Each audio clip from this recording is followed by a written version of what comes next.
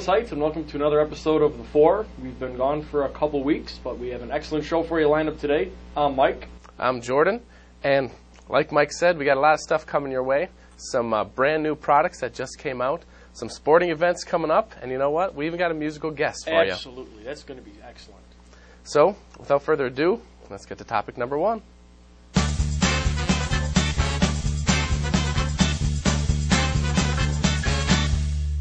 All right, a brand new gadget that just hit the market yesterday from CEO of Apple, Steve Jobs, is the iPad.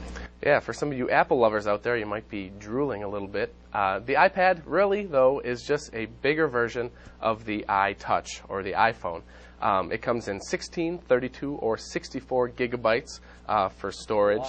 It ranges anywhere from $499 to $829. You can get it with just simply Wi-Fi or Wi-Fi and 3G. I mean, it looks cool, as does all Apple products, but it might not be as handy as some might think.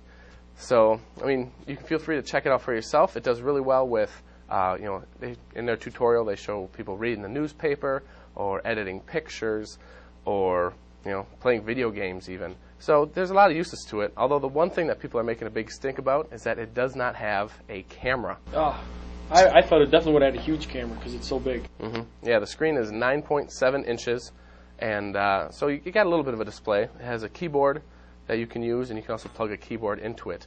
So, I mean, it's not going to take the place of your computer, but if you have a computer and just looking for something to carry around, maybe you can think about using it. Maybe, yeah. I heard on the news last night that it has like 10 hours of operating room in the battery and a month of room if it's just sitting on standby, which is kind of incredible because it's so thin. But like Jordan said, it probably won't be replacing anything anytime soon, but it might be the first step. Mm-hmm. The iPads, I believe, with just Wi-Fi will come out at the end of March. Those are $499, $599, or $699. And then the Wi-Fi and 3G will come out at the end of April. So if you are interested in taking an iPad home with you, you'll have to wait till then. But until then, check out Apple's website for video tutorials and all kinds of good stuff.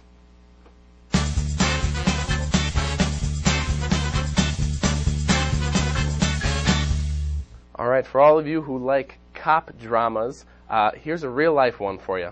It's called Steven Segal, Lawman, and it's on A&E on Wednesdays.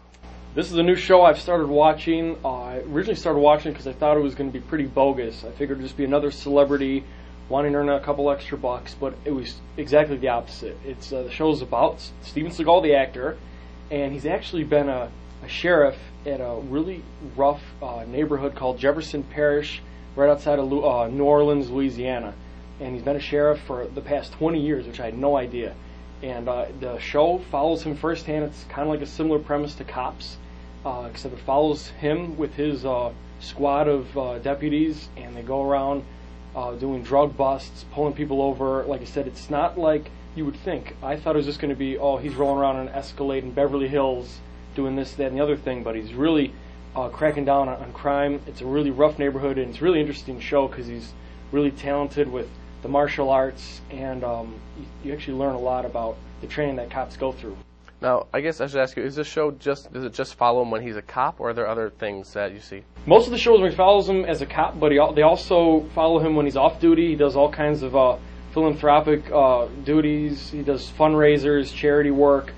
He's actually a guitar player, so they show some concerts every once in a while that he plays at. So it's a pretty wide range show, and like I said, I have a lot more respect for him after seeing like a lot of his cheesy movies that he's kind of been known for the past 20 or so years. And when you see this, that he's really actually doing something productive with his time, it kind of really makes you think that he's out there doing some good.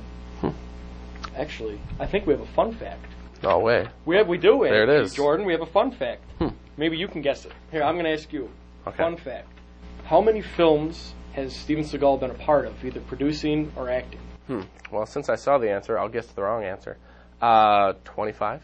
No, 40. Wow. I thought maybe 10 tops, but he's actually been part of 40 films. Go figure. On top of being a cop. So, hats off to Steven Seagal this week.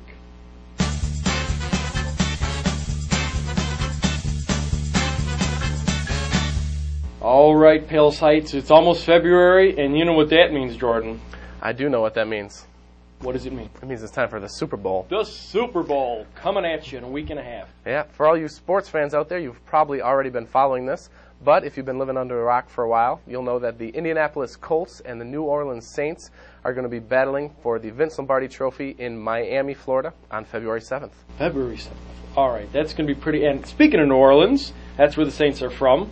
It's going to be a pretty nice matchup after the Saints just knocked off Favre and the Vikings, and the Colts put away the Jets pretty easily. Who are you rooting for?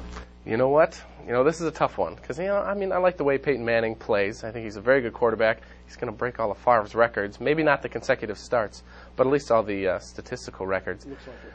But, this is the Saints' first ever trip to the Super Bowl. The city of New Orleans has been through a lot in the past few years, handful of years. They got, a lot that you want to root for as well.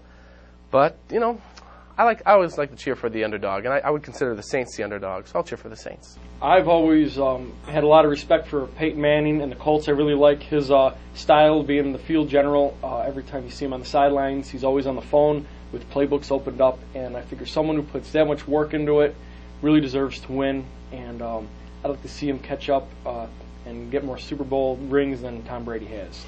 So I'm going to be going for the Colts. Yeah.